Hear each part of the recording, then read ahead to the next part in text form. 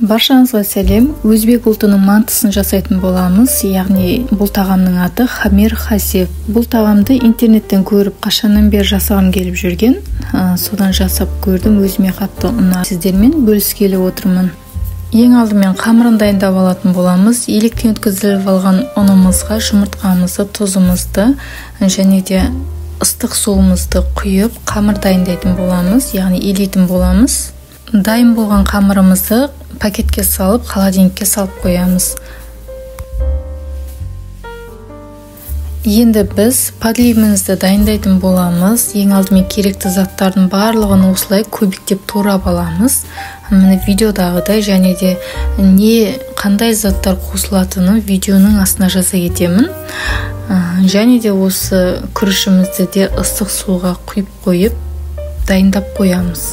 Біз қуырып алғанша күрішіміз ісініп дайын болып тұрады.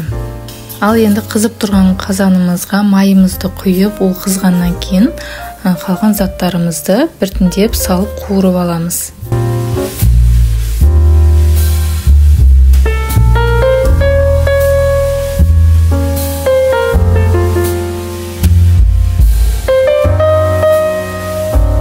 Дәміне қарай тұз, приправа, чеснок қоссаңыздар болады.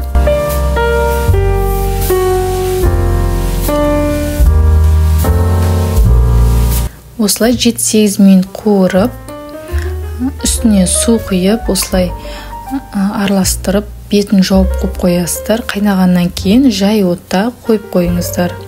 Оға дейін біз мантымыздың ішіне салатын салмамызды дайындайтын боламыз.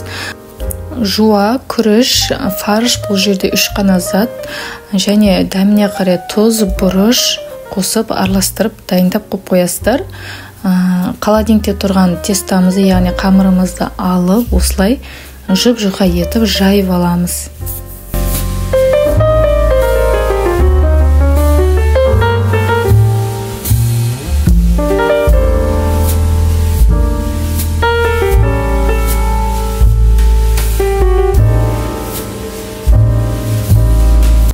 Одан кейін жайылған қамырымызды 4-5 етіп, осылай кесіп аламыз.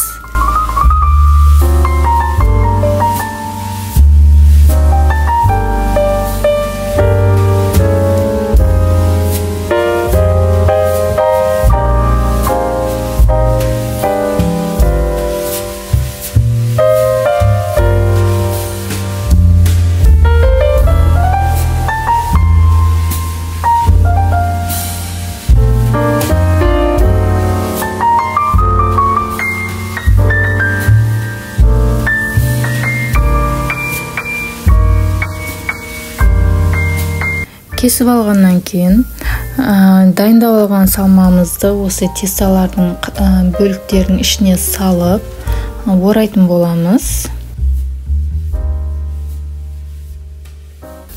Осы аралықта біздің қуырып алған подливіміз пісіп дайын тұрған болады. Оның үстіне мантымызды тізіп осылай қойып шығамыз. Бір қатары толғаннан кейін, екінші қатарды қоймасы бұрын мантыларымыздың үстін сұйық маймен майлап аламыз да, екінші қабатын төсейтін боламыз. Екінші қабатында төсеп болғаннан кейін майлап бетін жауып, жай отта 45 минут бақтырып қойып қоясыз. Ерекше тағамыз осымен дайын болды. Жасап көруге кеңес беремін. Сіздерге де ұнайды деген үміттемін. Ас болсын.